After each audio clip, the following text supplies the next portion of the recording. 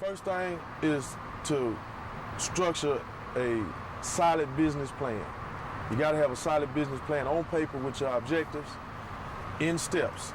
Don't get them out of step. You got to understand that you got to crawl before you can walk.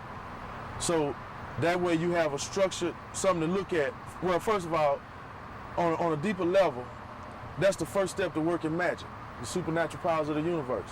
As long as you got an idea and it's in your mind and you don't share it with somebody else verbally or you don't write it down, it's still in the spirit world. The first step to making it manifest to something that is material that you can see and touch is to either verbalize it to somebody else so that they've heard it because you brought it to the physical world, or to write it down where you can see it and touch it. That's the first step.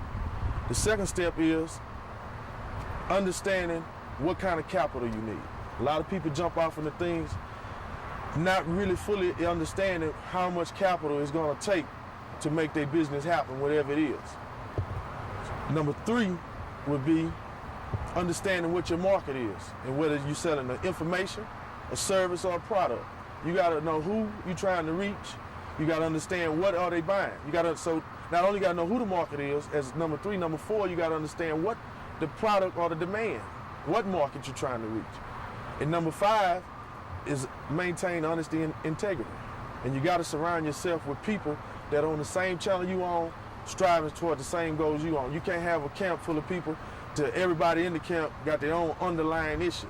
They only trying to jump on board because they see you shining and they feel like if I tag along with his energy, I can get noticed and then be able to break off and do my own thing.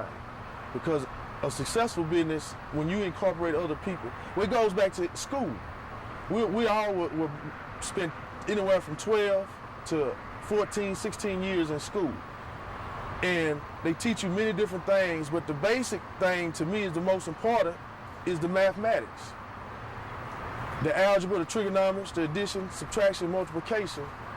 But as you go through school, at no point, at least to my experience and to the people that I've dealt with, have our instructors or these so-called educators told you the real significance of understanding why mathematics is important in your life. It's a much more deeper concept than just dealing with money. It's about understanding your current situation.